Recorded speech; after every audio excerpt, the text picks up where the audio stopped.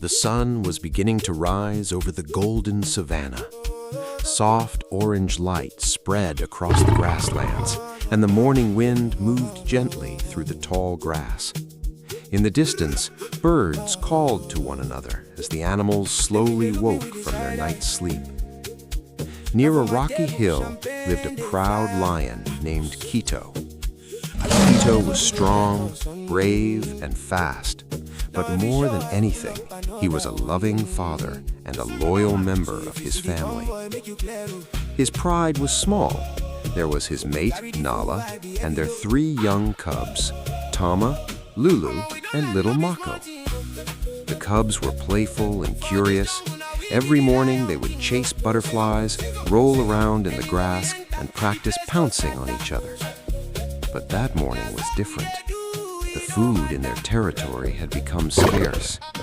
For several days, the pride had struggled to find enough food. The herds of antelope and zebra had moved farther away because the dry season had arrived. The cubs were hungry.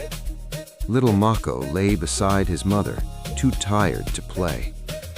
"Papa," he whispered when Kito returned from checking the territory.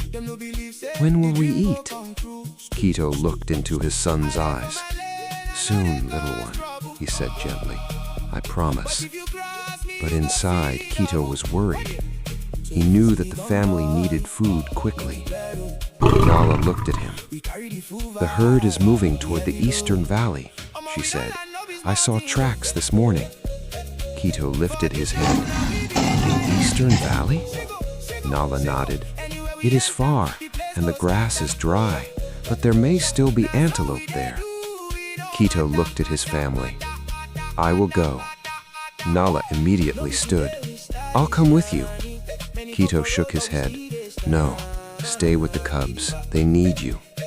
"But it could be dangerous." Kito smiled. "I know, but a father must sometimes walk into danger so his family can live safely." The cubs gathered around him.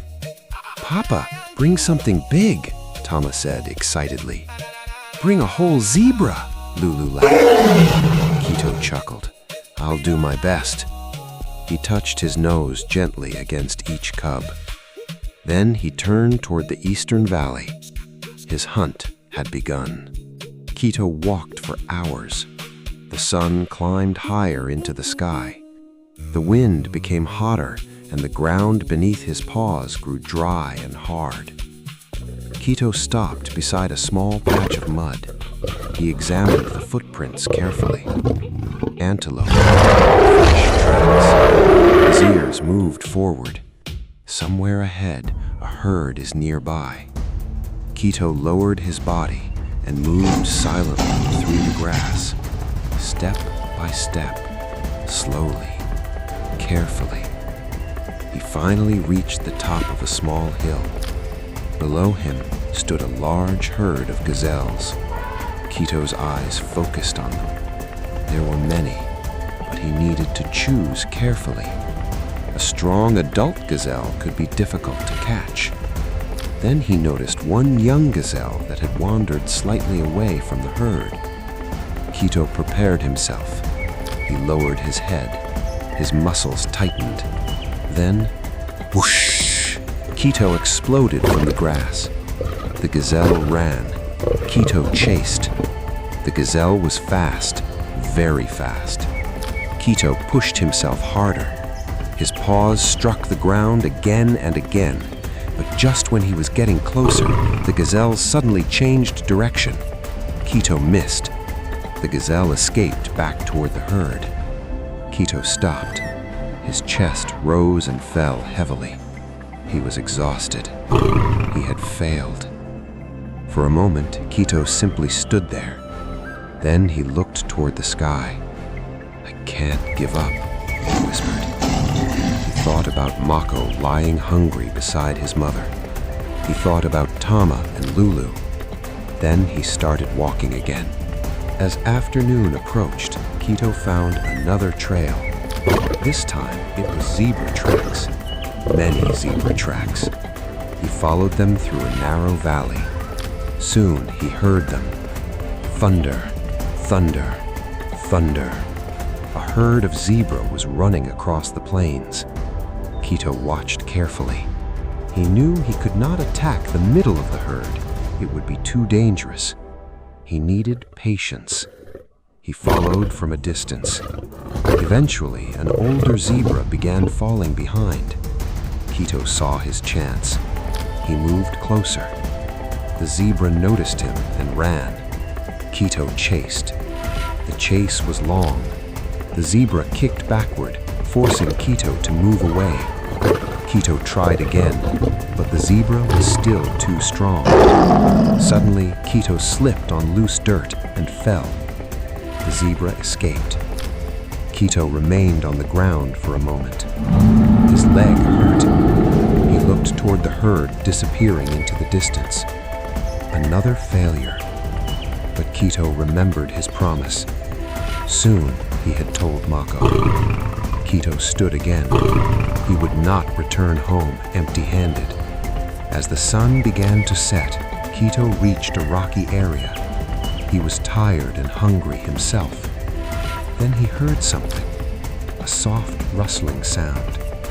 Kito froze. His ears turned toward the noise. He moved slowly through the bushes. There, behind a group of rocks, was a small herd of wild boars. One large boar was separated from the others. Kito crouched. This time, he would not rush. He waited. The boar moved closer. Kito waited.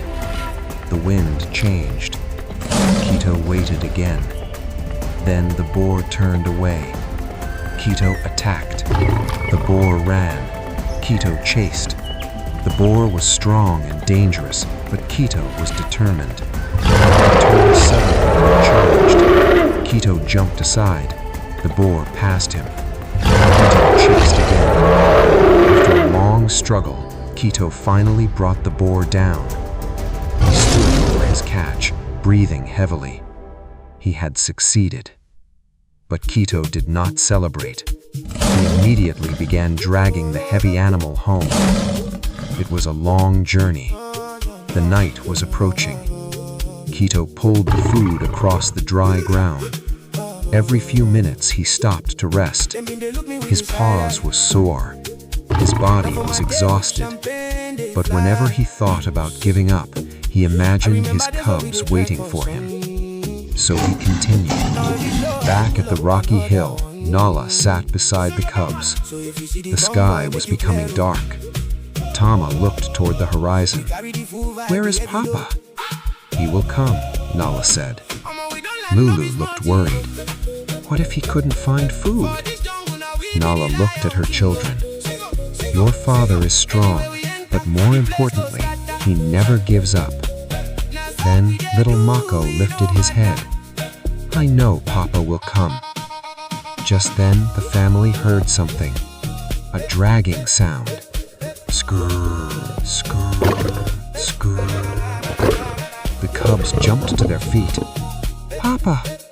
Kito appeared from the darkness. He was tired, dirty, and covered in dust, but behind him was the food. The cubs ran toward him. "Papa!" Kito smiled.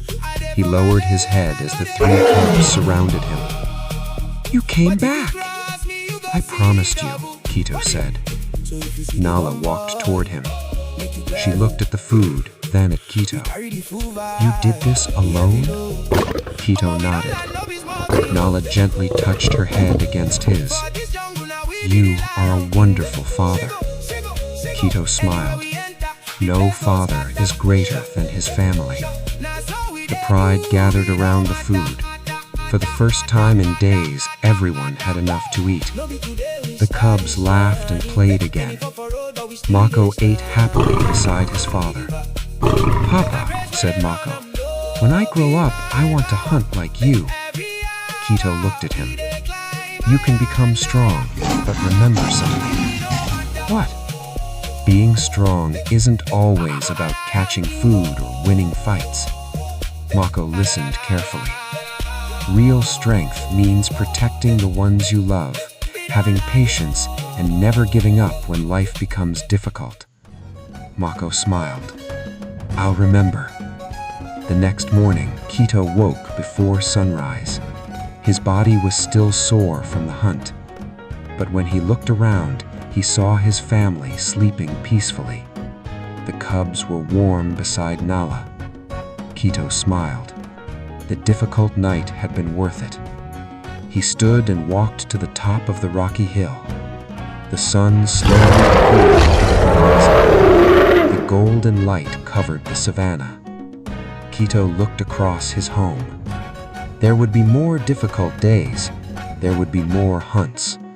There would be times when he would fail. But he knew one thing. As long as his family stood together, they could face anything.